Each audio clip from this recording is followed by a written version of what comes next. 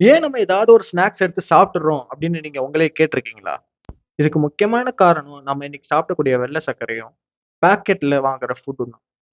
கதைய முதல்லேருந்து சொல்லணும்னா, நம்ம சின்ன வயசுலேருந்தே நெறைய சுகர் போட்ட பேக்டு ஃபுட் சாப்பிட ஆரம்பிச்சோம். இது நம்ம ரத்தத்துல உள்ள இன்சுலின ரொம்ப அதிகமா சுரக்க வைக்குது. ஏன்னா, அதிகமான குளுக்கோஸ் இதுல இருக்கு. நம்ம இன்சுலினோட செயல்திறன் இதனால ரொம்ப கம்மியாகுது.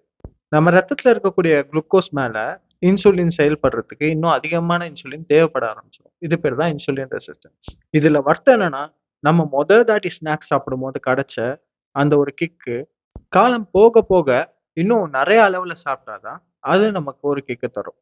இதுக்காகவே காலம் போக போக நம்ம நெறைய சுகர நம்ம வாழ்க்கையில எடுக்க ஆரம்பிச்சுருவோம். இந்த இன்சுலின் ரெசிஸ்டன்ஸ் வந்த பிறகு, நம்ம ரத்தத்துல இருக்கக்கூடிய அந்த குளுக்கோஸ் இருக்குல்ல, அது நம்ம உடம்புல போய் சேராது. இது நம்ம உடம்புல போய் சேராதனால, நம்ம உடம்புக்கு தேவையான சத்து கிடைச்சிருக்காது.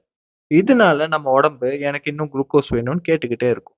நம்மளும் சாப்பிட்டுக்கிட்டே இருப்போம். ஆனா கடைசி வரை அந்த ரத்தத்துல இருக்கக்கூடிய குளுக்கோஸ் உடம்புக்கு சேராது.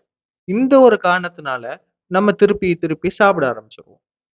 இப்படி ஒரு மனுஷன் திருப்பி திருப்பி சாப்பிடுறதுக்கான காரணம், அவனுக்கு செல்ஃப் கண்ட்ரோல் கம்மியா இருக்குன்றது கிடையாது. அவன் உடம்புல உள்ள ஹார்மோன்ஸ் இம்பேலன்ஸா இருக்கு.